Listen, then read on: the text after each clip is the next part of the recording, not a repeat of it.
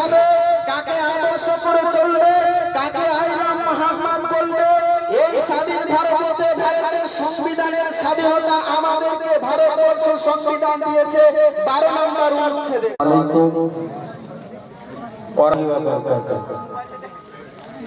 সকলে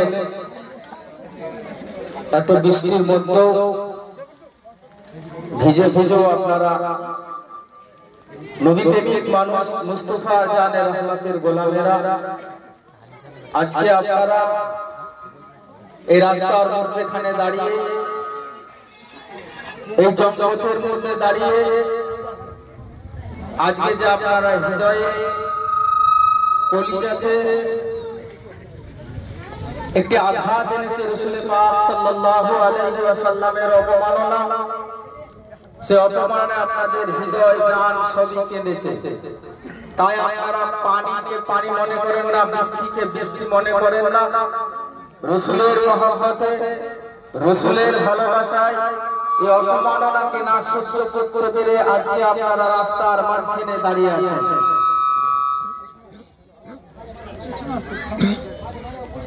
আমি আপনাদের কাছে ধন্যবাদ জানাবো। আমি বেশিক্ষণ আপনাদের সময় নেব না। বিস্তারিত আপনারা শুনেছেন।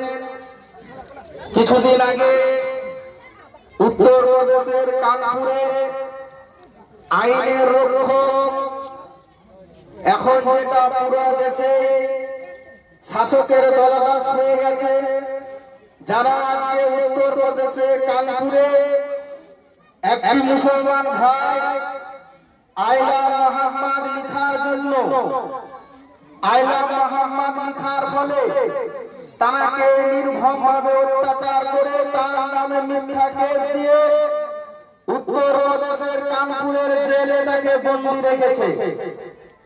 আমি তাই এখান থেকে জানাতে চাই কানপুরের প্রশাসন বাবুদেরকে, আপনি একটা মুস্তাফা জানে রহমতের গোলামকে, আপনি একটা নবী প্রেমিক মানুষকে আপনি আইলা মোহাম্মদ লিখার জন্য আপনি জেলে ভরেছেন, কিন্তু দেখতে থাকুন তাম ভারতবর্ষের মুস্তাফা জানে রহমতের গোলাম তারা আজকে আইলা মোহাম্মদ বুকের মধ্যে নিয়ে আজকে রাজপথে দাঁড়িয়ে গেছে। কথা ঠিক না বল? আজকে সময় দেখতে থাকুন, কারণ এই ভারতবর্ষের ধর্মপ্রাণ মানুষ, এই ভারতবর্ষের ধর্মপ্রাণ মানুষ নবীকে কতটা ভালোবাসে, তারা নবীকে নিজের জান থেকে প্রাণ থেকে আমার রাসূলুল্লাহকে বেশি ভালোবাসে। তারা নিজের জীবনকে পরোয়া করে না, তারা জীবনকে কোনো পরোয়া করে না, তাদের রক্তকে পরোয়া করে না। এরা নবীর জন্য, রাসূলের জন্য, মুস্তাফা জানে রহমতের জন্য তারা নিজের জীবনকে উৎসর্গ করে দিতে পারে। এই মুসলমান কোনদিন গুলির বোমাকে, বুলের বোমাকে, গুলির আঘাতকে, প্রশাসনের চক্রান্তকে, প্রশাসনের দলদাসকে এই মুসলমান কোনদিন ভয় পায় না। ঠিক না ভুল? একটা কথা মাথায় রাখবে।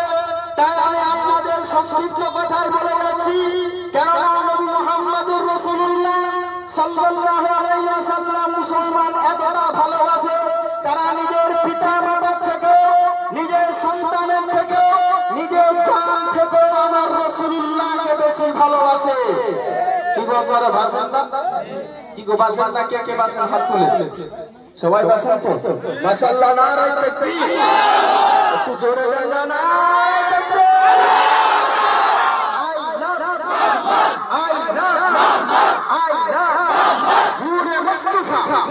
মারহাবা নূরে মুস্তাফা, মানবতা শিখালো কে? মানবতা শিখালো কে? মানবতা শিখালো কে? সভ্যতা শিখালো কে?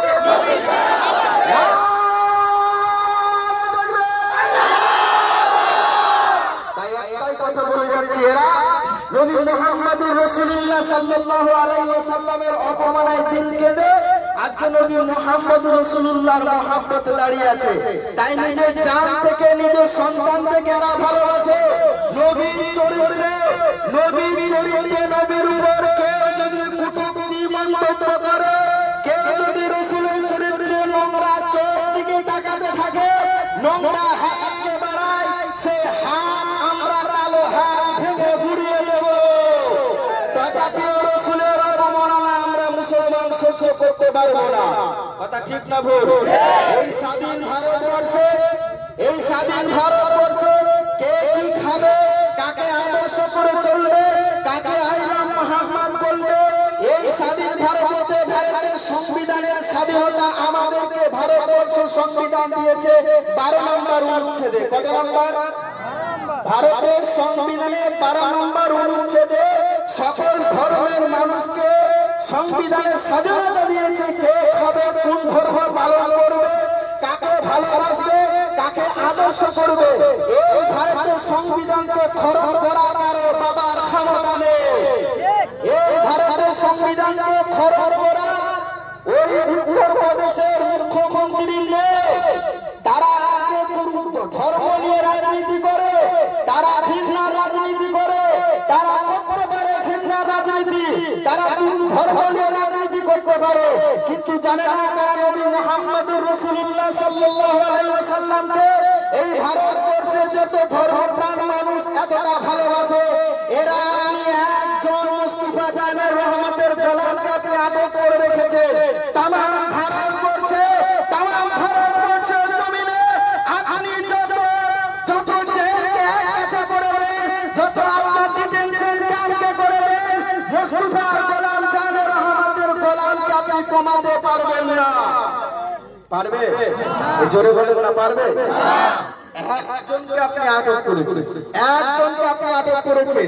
আজকে দেখুন এরা এতটা ভালোবাসে, আগামী দিন এরা মাথায় কাফন বেঁধে, আগামী দিন কাঁধের মধ্যে কাফন নিয়ে ওই মোহাম্মদ লিখাটাকে নিয়ে বৃহত্তর আন্দোলনের জন্য এরা রাজপথেও নেমে যাবে।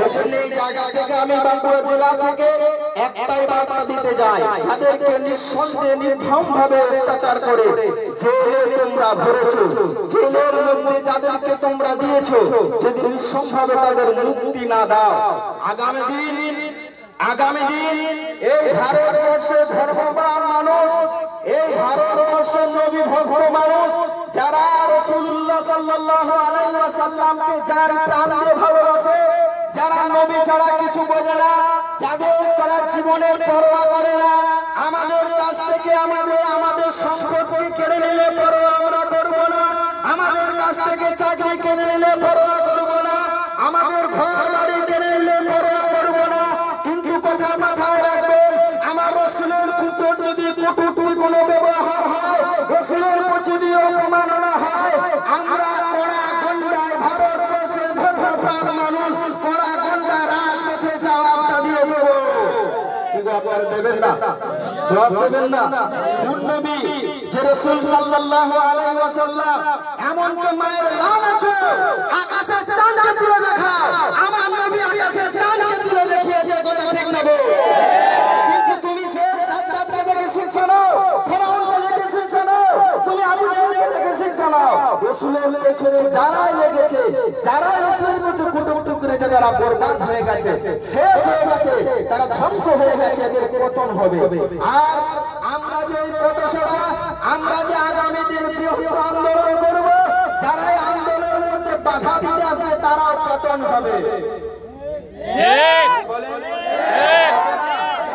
বাধার সম্মুখীন করবে কেন নবী? এটা আমাদের জানের স্পন্দন কলিজা, এতে আমরা কোনদিন সহ্য করতে পারি না।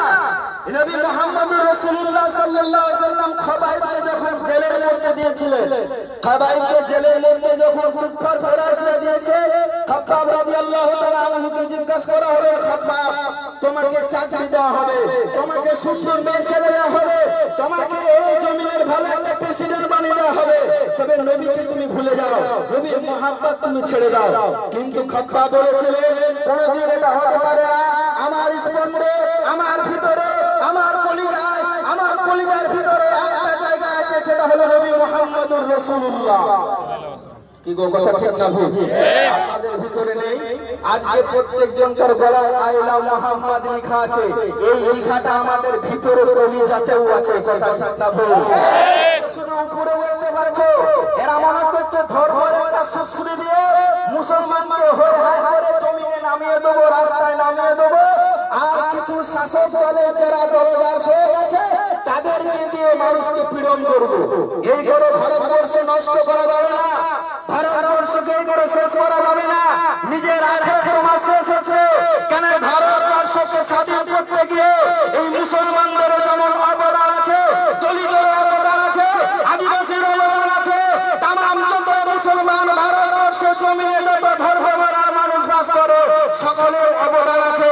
একটা কথা মাথায় রাখবেন, ইন্ডিয়ার গেটে আপনি চলে যাবেন, ইন্ডিয়ার গেটের মধ্যে খোদাই করা মুসলমানদের নাম লেখা আছে সবথেকে বেশি।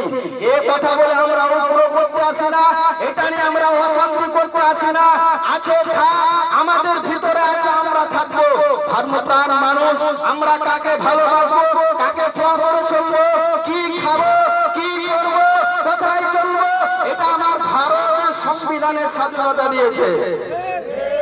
এই স্বাধীনতা খরচ যদি তুমি করতে চাও, নবীর উপরে যদি অত্যাচার কুৎসানির কথা বলে নবীর প্রতি অপমাননা করতে চাও, এই ভারতের মুসলমানের অপমাননা কোনদিন সহ্য করতে পারবে না। কথা ঠিক না ভুল? কথা ঠিক না ভুল? মহাভারত আছে, আপনার আঘাত আছে। সকালে অনেক একটা কথা, শেষ কথা, দু চার কথা বলে দিই। অনেক আমাদের মধ্যে মানুষ কিছু পা চাটা হয়ে গেছে, কিছু পা চাটা হয়ে গেছে, যারা আপনার মতো নবীর গোলামদেরকে, নবীর প্রেমিকদেরকে পিছিয়ে দেওয়ার চেষ্টা করছে কিছু কথার মাধ্যমে।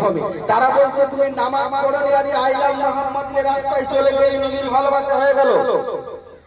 কি গো, এই কথাগুলো শোনা যায় না?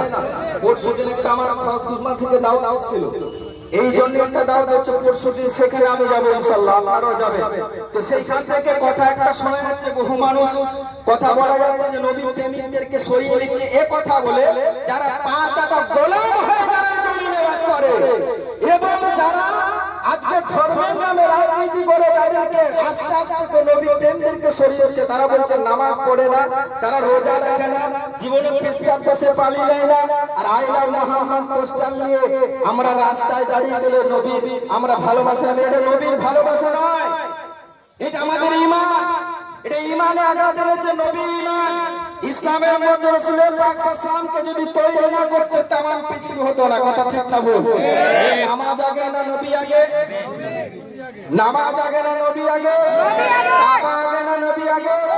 যদি কাবা আগে না হয়, নবী যদি আগে হয়, আমরা আল্লাহর রাসূল বলেছে লা ইউমিনু আহাদুকুম হাত্তা কুনা হাব্বা ইলাইহি মিন ওয়ালিদিহি ওয়া ওয়ালাদিহি ওয়ান নাসি আজমাইন। যতক্ষণ না পর্যন্ত তোমরা নবী মুহাম্মদুর রাসূলুল্লাহকে ভালোবাসতে পারবে, খাঁটি মুমিন মুসলমান হতে পারবে না। তো নবীর ভালোবাসা, নবীর অপমানে তোমার দিল যদি না কাঁদে, তুমি মুসলিম নয়, তুমি মুনাফিক, নবীজির দুশমন। কথা ঠিক না ভুল? তোমার হৃদয়ে নবীর অপমাননায় যদি না কাঁদে, তুমি মুসলমান নয়, তুমি মুনাফিক, তুমি নবীর দুশমন। আমরা এই জায়গা থেকে একটা আওয়াজ দেব, নবী পাকের দুশমনেরা আপনারা হুঁশিয়ার সাবধান। নবী পাকের দুশমনেরা হুঁশিয়ার সাবধান। নবী পাকের দুশমনেরা হুঁশিয়ার সাবধান। নবী পাকের দুশমনেরা হুঁশিয়ার সাবধান। রাসূলের পাকের প্রমাণ মানছি না, মানবো না। I love Muhammad, I love Muhammad.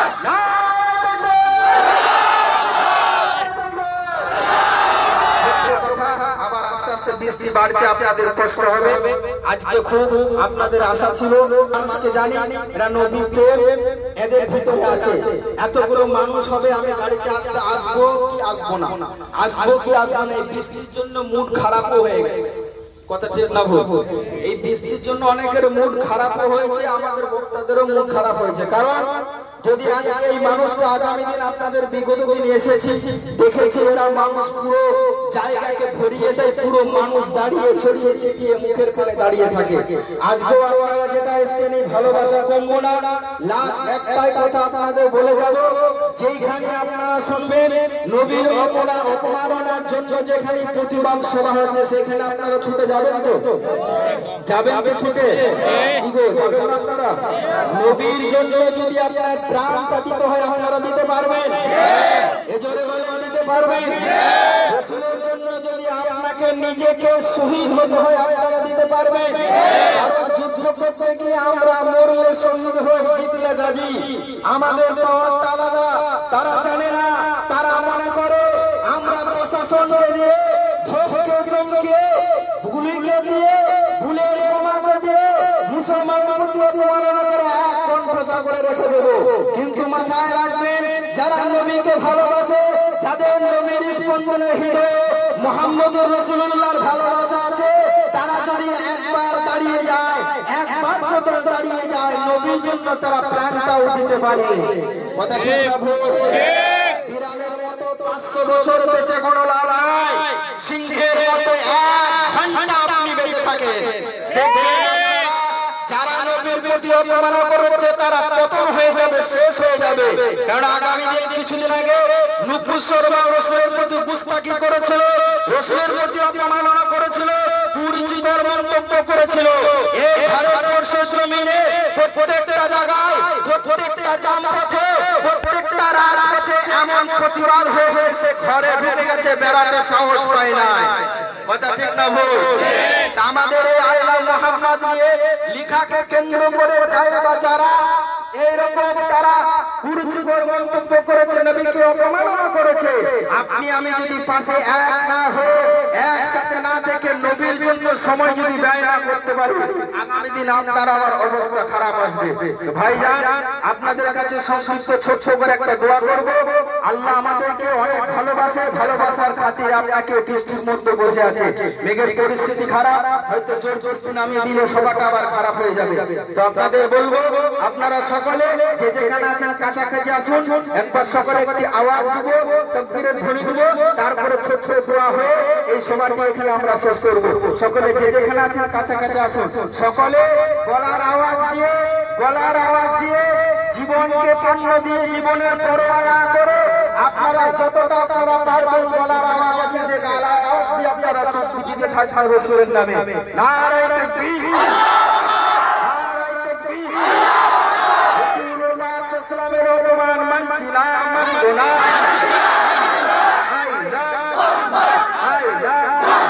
যে রাসূলের মধ্যে অত্যাচার কালো হাত ভেঙে দাও, গুড়িয়ে দাও। যে অত্যাচার কালো হাত আক্রমণ করেছে, সে হাত ভেঙে দাও, গুড়িয়ে দাও।